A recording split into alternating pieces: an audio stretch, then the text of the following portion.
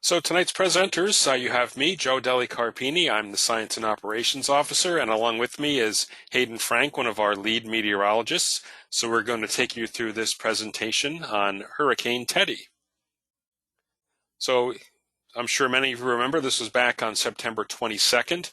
Hurricane Teddy stayed pretty far offshore, but we had some pretty good wind and wave impacts here in southern New England. So we're going to go through and discuss a little bit of that tonight. And also one aspect of the forecast didn't work out too well. It was actually high temperature. So Hayden will get into that a little bit later in the presentation. So to start off, this was the advisory on Hurricane Teddy from 5 a.m. on September 22nd. And as you can see, it was located well to the east of New England. Really, you wouldn't think it would have much impact. And hurricane force winds here in the dark orange were pretty close to the center. There was a pretty good expansion of tropical storm force winds, which is typical of storms as they reach our latitude. But you can see the track of the hurricane was well into the Maritimes and really no direct threat here on southern New England. Hopefully this loop works out for you. This is a visible satellite loop of Hurricane Teddy, and you can see the center of the storm to the right of the screen, but the high cloud shield actually expanded pretty far to the west into here in southern New England. I'm sure many of you probably remembered seeing the cloud shield that day, especially say from about Hartford, Springfield on eastward. And it was that cloud shield actually that kind of lowered our expected high temperatures for the day, which in turn had a little bit to tinker with our wind forecast. So again, Hayden will get into that a little bit. If we zoom up a little bit here, this is 1 minute imagery from our GOES 16 satellite, and hopefully it's looping well for you at home. You can see there's really no distinct eye in the feature, but you can certainly see around the center of the storm these pretty enhanced cloud tops, which are thunderstorm activity. And what's typical is of systems as they reach our latitude, they're undergoing what's called extratropical transition.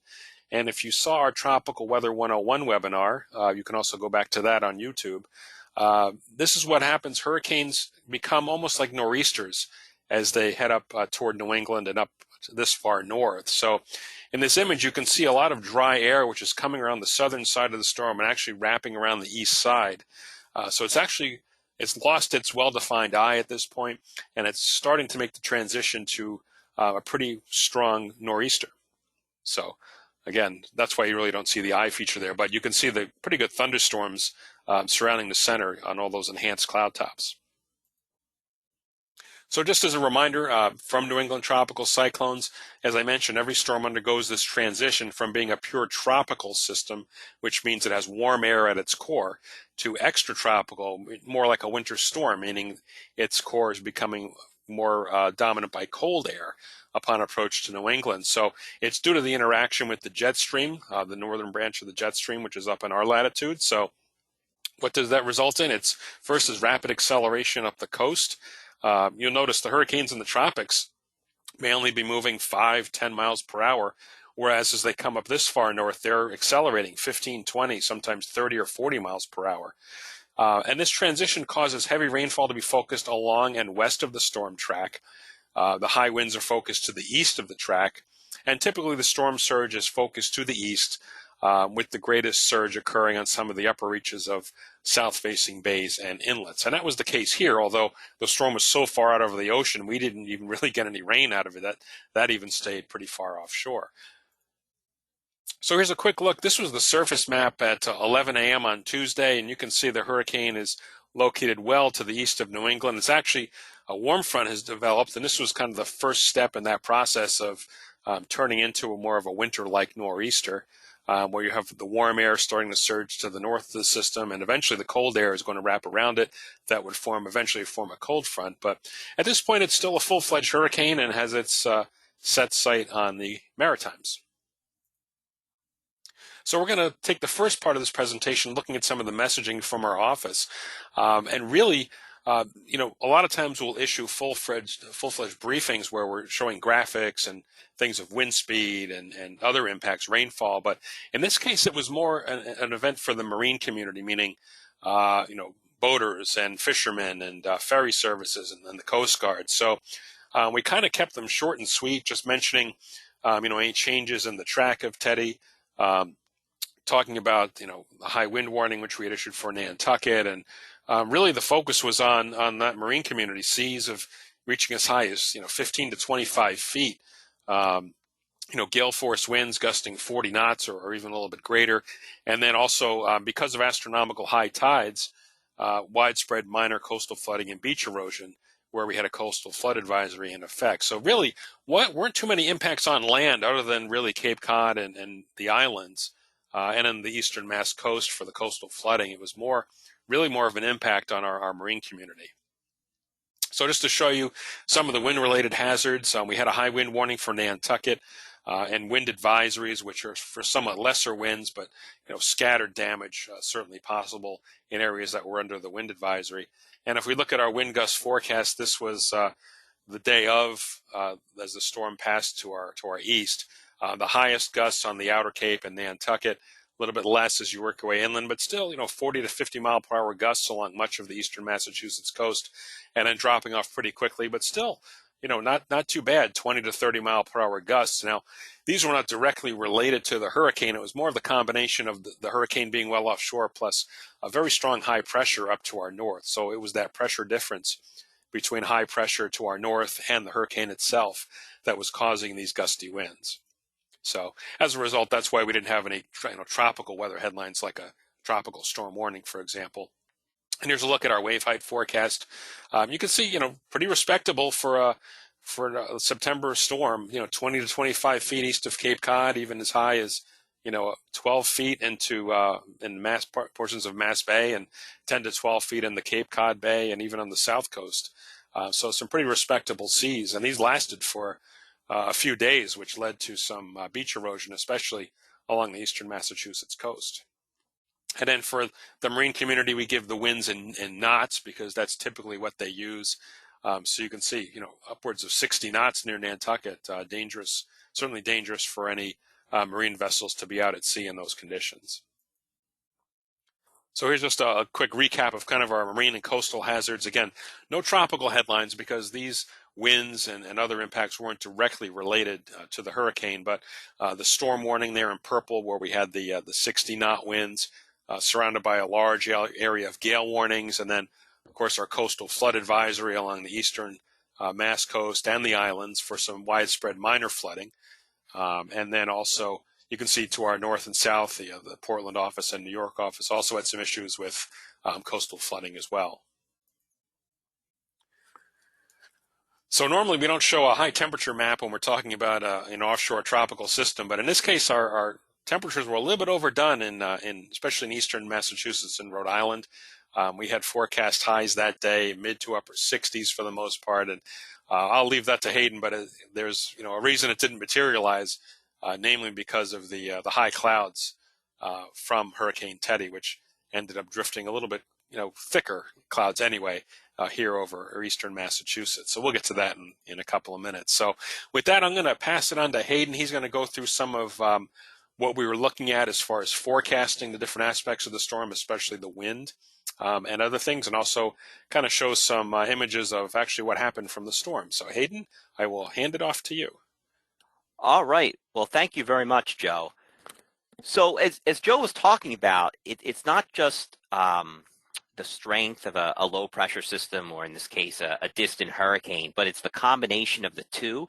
And we had a very unusually strong high pressure system that built over us a few days before. If you remember, we had unusually cold temperatures. Some areas were down in the upper 20s to lower 30s. I think the 19th and 20th of the month. So that kind of set the stage for this.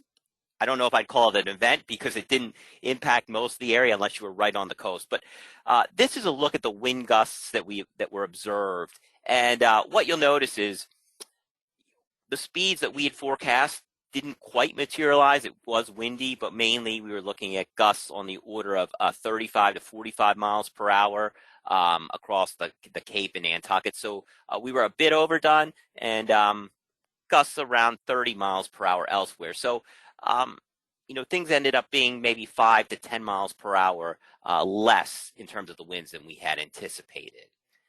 Now, we're going to get into what causes the wind. How do you get the strong winds? Well, we talked about that difference in pressure. The atmosphere is always trying to balance itself out. So if you have a strong high and a strong low, uh, in this case a hurricane, that balancing act is going to cause wind. Now, one thing you may have noticed when you wake up in the morning compared to, say, if you're out about in the afternoon, not always the case, but say 95% of the time, it is windier during the afternoon. And the reason for that is you heat the ground, and that allows what we call mixing. And that allows stronger winds from aloft to mix down to the ground. Now, in this case, it's a little different for the Cape and Nantucket as it is for the rest of the area because we had north winds. Um, the ocean water temperature at the time was in the low to mid 60s. So if you're going to have a north wind for them, actually, it would have been more beneficial if it was colder, if, say, the air mass, the temperatures were in the 30s, because then you basically have a warm ocean surface with cold air moving over it. That allows for mixing. In this case, the ocean and the surface temperature were about the same over the Cape and Nantucket, so that kind of limited the amount of mixing of those strong winds, say 2,000, 3,000 feet off the ground down to the surface.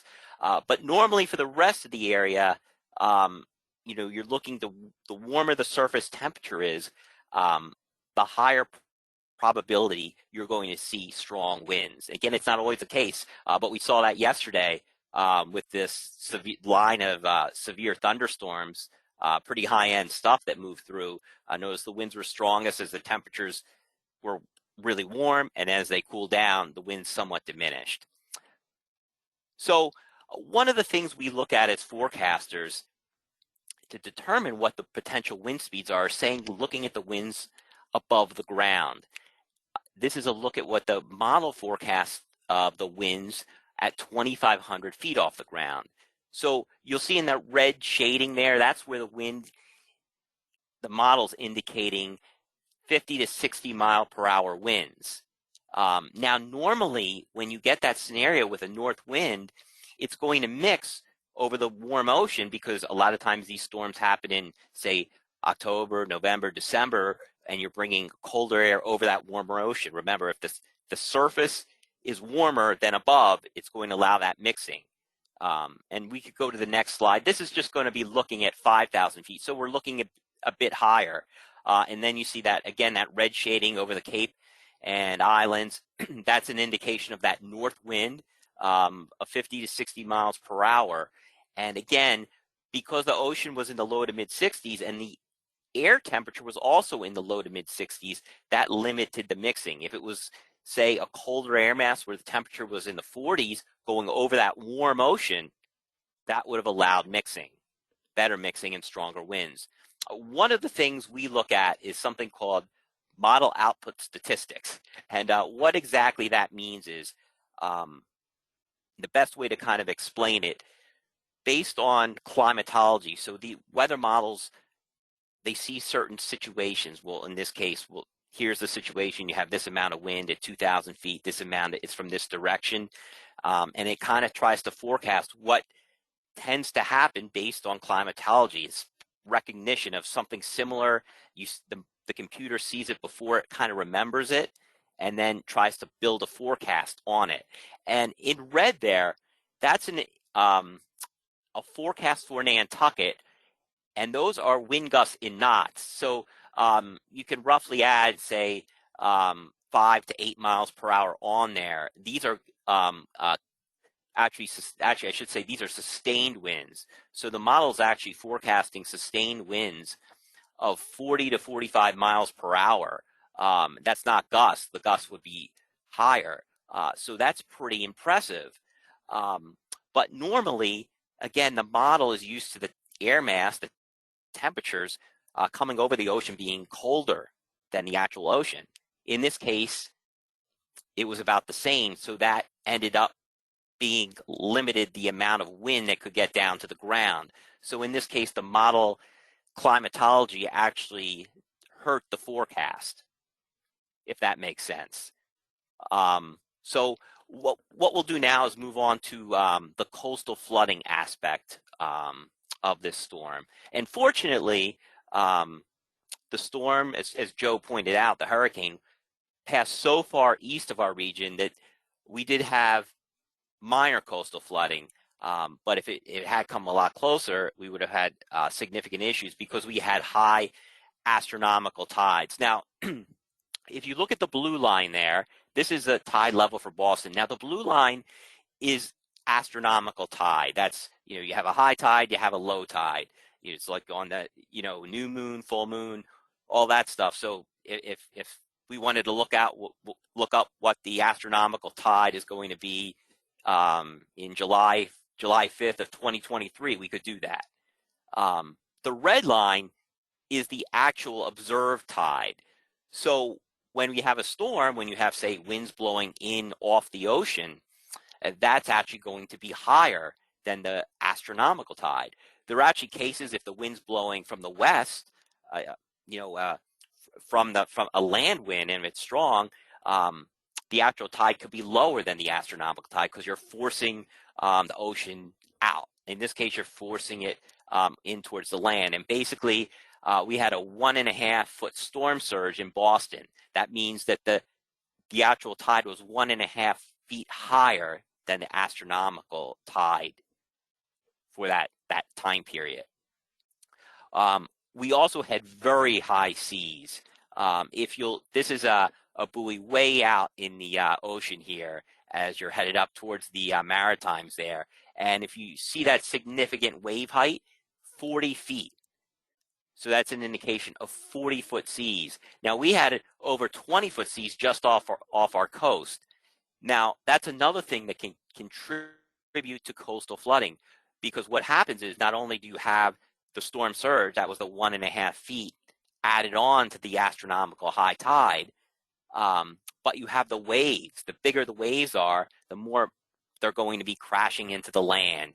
And, in a situation where you have a storm tracking much closer to the coast, say some of the nor'easters we had in January and March of 2018, you can have significant coastal flooding. You have damage as those waves pound on structures on the beach. So obviously some of our more significant coastal floods, the Halloween storm of 1991, the December 92 nor'easter, those were very high impact, and many of you may remember the January of 2018 blizzard. So what this is a look at the actual in the blue line. Again, this is just another way of looking at it. So that's going to be your actual tide there, and that's combining the astronomical tide with the actual storm tide. So this is a forecast we put out, and that red dot there, that's on Cape Cod Bay in Dennis. But just looking at this, you can see that we had a north wind. So where's that water going to go with a north wind? Well, it's going to pile up on the north-facing beaches of Cape Cod Bay, and that's exactly what happened. And you can see we were forecasting, minor coastal flooding because we had high astronomical tides on top of that 1.5 to 2 foot storm surge. So the bathymetry, the shape of the coastline, the wind speeds, the wave height, they all have impacts on how much coastal flooding is going to occur. And one of the things we do is monitor reports, and we have a great ham radio operator and system where these folks are sending us reports of around the region, and you can see there's listed here one gentleman sending us reports of coastal flooding that was occurring along the eastern Massachusetts coast, and you can see at the top there's also some reports of wind speeds and wind gusts. So this is very useful. Obviously, where we communicate with everyone, via whether it's social media, whether it's NWS chat, where we're talking to maybe different media personnel or emergency managers. We're constantly soliciting reports to see what's happening and then see how our forecast is going and we can make adjustments if needed. In terms of the coastal flooding, this kind of pretty much what we were forecasting happened. We're basically dealing with minor coastal flooding and beach erosion with this system. But it's great that we have all these partners that are sending us reports that can help us out. And you'll see this is from a lot of those people that sent us the reports. There's a lot of pictures. This is in Lynn, Massachusetts. You can see we had no rain, so this definitely wasn't from rain. We all know how dry it was over September, but there's the overwash from the ocean. Now, if this was a significant event, you wouldn't even been able to get through the ocean. The road would have been flooded. So here's another. This is a picture out of Dennis. You can see these vulnerable shore roads during the time of high tide, having the waves come on there. And this is pretty common. And you can see the splash of it. Now, that's why those seas, how high they build, is a big factor in the amount of damage that can occur. And you'll see a whole bunch of video. This is from Nantasket, Massachusetts here. And these are all during that high tide, which was during the late afternoon hours. And by then, seas were really high off our coast, over 20 feet. So that definitely added to the minor coastal flooding. And this is Marshfield.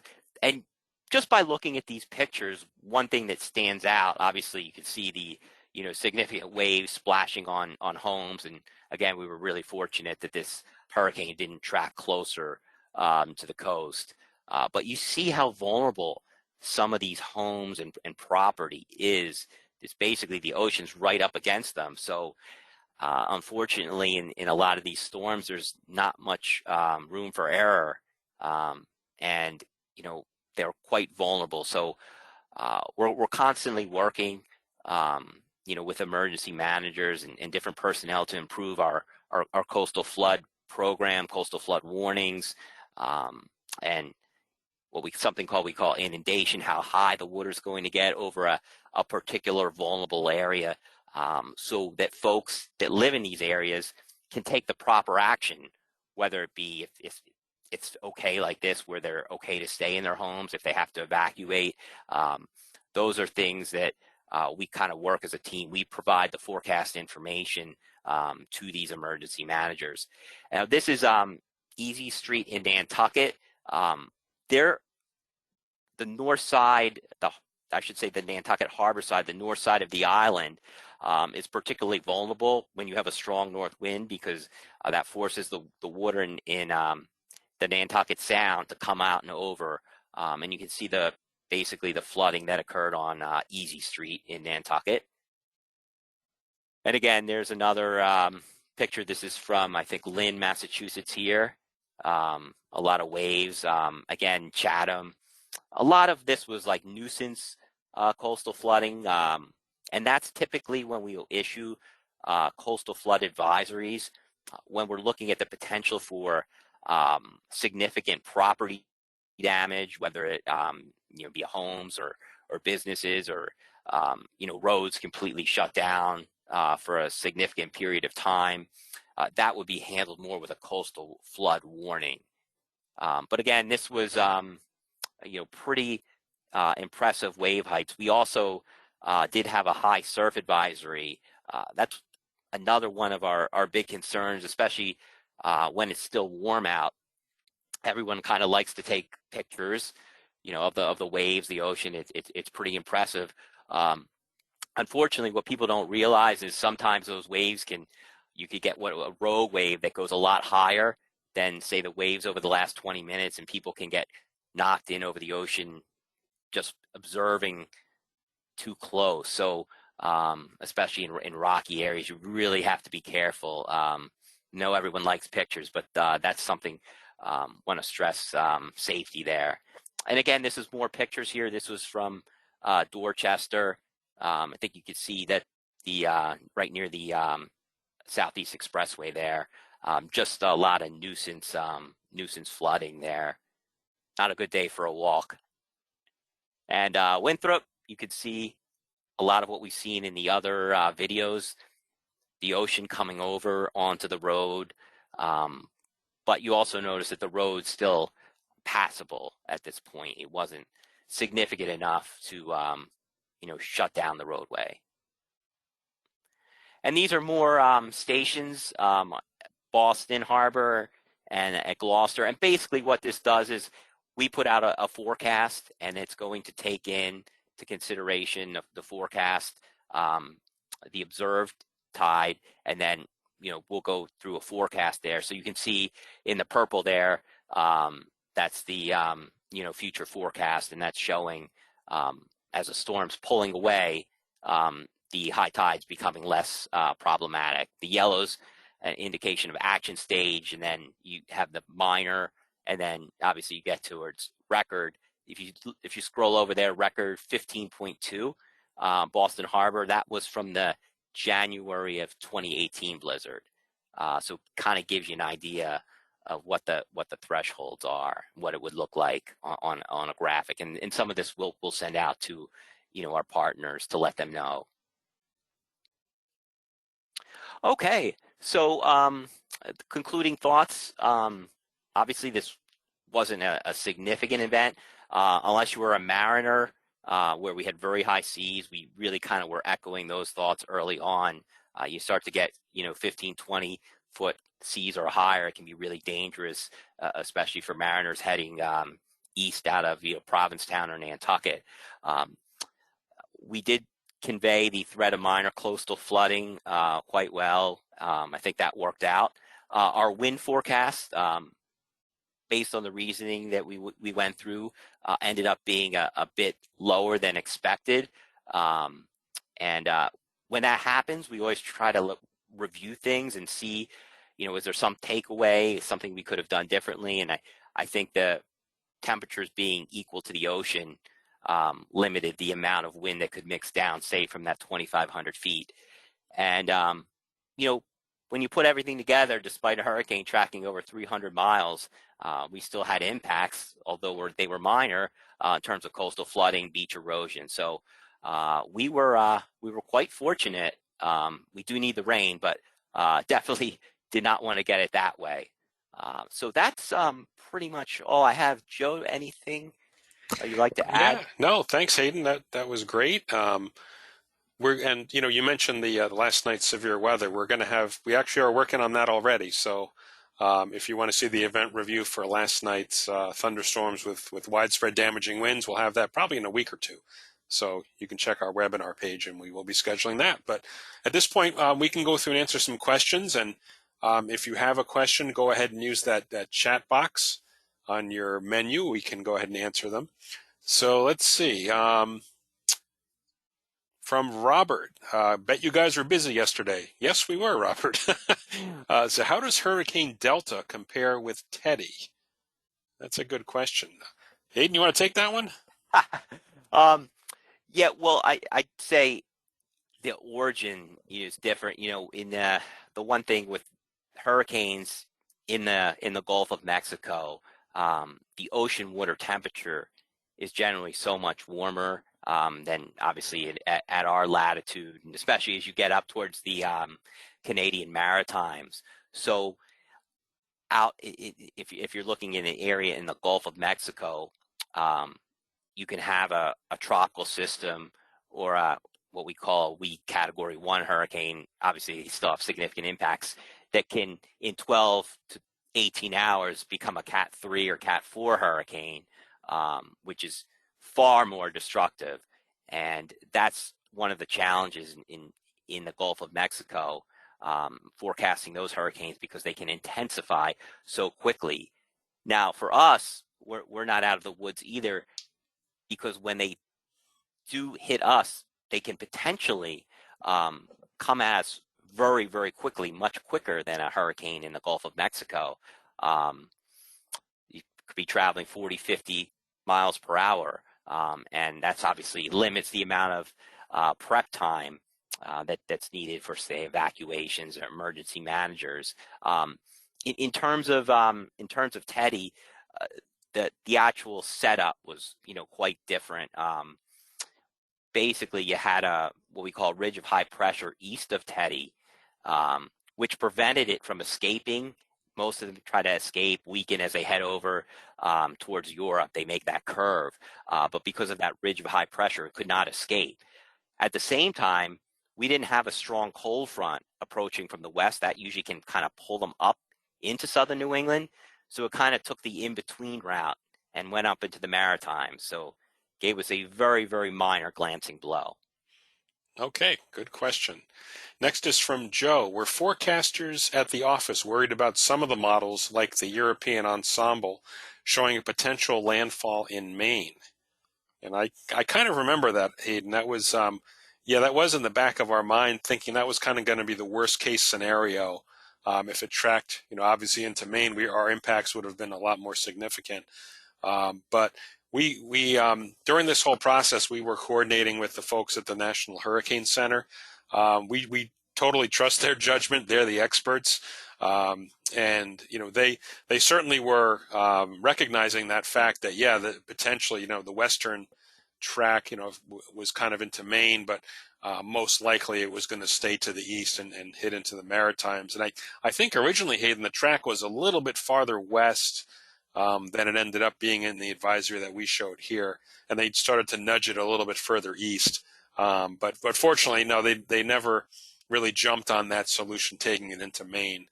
But I remember that was kind of in the back of our minds in some of the discussions we had at the office. You have anything to add there, Hayden? Yeah, no, you're exactly right, Joe. The European, we are, aware of its track record. It's handled, storms quite well in the past. That being said, you're still looking for consistency from a model, and if it's what we call far outlier, then you really have to be cautious no matter what model you're looking at. And it was by far the most west of the guidance that was available to us. And then it did back off on it. So you have to, when you're forecasting, if there's reason to make significant changes, then you need to do it. But at the same time, you have to be, use some caution in changing a forecast dramatically based on one or two model runs. Sometimes it will shift back. Right, and we see that all the time in the winter. So, oh yeah.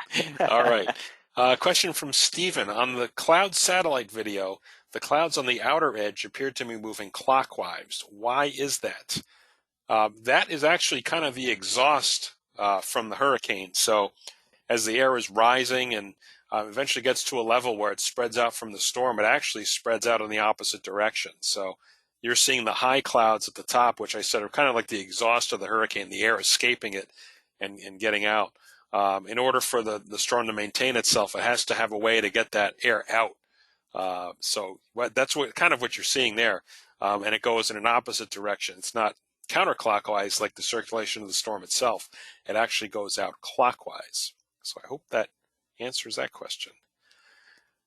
From Beckett, how do you send weather damage on ham radios? So we have, for most of our storm events, we have a coordinator who was Rob, who you saw on those chat messages. And you can send them over ham radio to him, WX1BOX, and he will relay those reports to us, or you can also relay them directly to us on social media. So we monitor, especially Twitter, for fast-breaking weather situations. So there's two ways there, but you would go through WX1BOX if you have an amateur radio license, and you can get your reports to Rob, and he will get them right to us, and usually does a really good job at getting them almost immediately to us. It's incredible the job that those folks do. From Caitlin, I live across the river from Salisbury and near the beach, near Plum Island, which is always losing coast due to erosion. Yes, it is, Caitlin. And actually, prior to Hurricane Teddy, we were in contact with Massachusetts Coastal Zone Management about kind of the situation up there, Salisbury, Plum Island, which I know there are several homes which are in serious jeopardy. They're right along the coast. So we're, for a minor coastal flood event, it's actually a little more dangerous for them due to erosion and wave battery. So we actually, after talking with them, moving forward this winter, we might actually issue a coastal flood warning for kind of a minor event like this, if we feel there's potential for significant erosion and damage to some of the homes that are pretty much right on the coastline now. There's very little room for the surge. So we might actually have to warn for events we typically wouldn't, where we'd issue just an advisory like Hayden was mentioning. So that's definitely the hot spot along the eastern Massachusetts coast, is that Salisbury Plum Island area. So Yeah, Joe, yeah, that's a really good point in terms of it's not just per se that typical coastal flooding. The erosion is a big factor. The picture you showed of Nantucket, that's on like the north side of the island, where they tend to get that flooding on the north wind. But parts of the east and southern portions of the island, they've been dealing with significant erosion for years now, and they've actually had the process of actually moving homes. Um, Believe it or not, it's an incredible process. But the erosion, especially on the properties that are right on the ocean, is such a significant issue right now for a lot of these coastal communities. right. So yeah, and Caitlin, like I said, moving forward this winter, knowing that those areas are especially vulnerable, that's going to probably cause us to ramp up our warnings a little bit for those areas, for situations where we typically wouldn't issue a warning for kind of widespread damage. So great point. Okay, from Beckett, what is IEM bot? Oh, okay, Beckett, that was from, I think, the slide that showed our chat. That's an internal chat that we have for media and emergency management. So what the bot does is it just posts the different forecasts and warnings as we issue them. It's just an automated thing. Hayden, I think people can get the same data through INWS. Is that right? I I know, like, you could get like the watches warnings. Does Yeah, the which is what area the bot forecast? posts. Yeah, so Beckett, if you or anybody else, if you do a search, just do INWS. That should take you to the website. You can actually sign up, and it'll send you alerts, I believe, through your cell phone. That's another way to kind of get weather information. So you can try that out. And Beckett, if you have any other questions on that, just shoot me an email too, and we can walk you through it. Not a problem. Let's see. Oh, good. Got another question. Beckett's the 3 for 3. Let's go. What was the closest tropical storm and hurricane near Boston? Hayden, you're the expert on all past weather. So like in terms of impacts, I mean, for Boston, I'm trying to think really quick on the fly here. The The closest, Basically, I would say, well, I want to say maybe Hurricane Donna, yeah, 1960. That tracked, probably. And yeah, that tracked right through Eastern Mass. the thing to keep in mind, and we always, it's not just the positioning of the system, it's where it they're all different. So sometimes, especially in our area in New England, we say rain is left or west of the system, and a lot of times most of the wind is on the east side of the system. So you could be on, you say, for example, you end up being 20 miles west of where it tracks, or in another case, you may be 100 miles on the east side of it. If you're on the east side, even if it's further away, you're more susceptible to wind damage because of the way these storms tend to get, especially as they get into New England. If you remember the tropical system, what was it, a month before, Joe, where they had all the flooding, in from like Philadelphia and Yep, parts of upstate that New was York. Isaias. Yeah, Isaias, yeah. And for us, it was really just wind. Obviously, it was significant enough where we had a ton of power outages, especially across Connecticut. Um, but you know, you could be closer to the system, like you were in, the parts of the New York State, and end up with not as much wind, but a ton of rain. So I think there's a lot that comes into play when we're trying to you know decipher the impacts, because they're going to differ depending on whether you're 50 miles west or 50 miles east of the system. They can right. be a lot different. Yeah, and I think just off the top of my head, I think Hurricane Donna was probably the one that came closest to Boston itself. Um, but you can always check our upcoming series on Southern New England storms because we've got a bunch of different tropical storms and hurricanes thrown in there too. So great question, Beckett. Let's see, that will do it for our questions tonight. So some good ones. Thank you, everybody.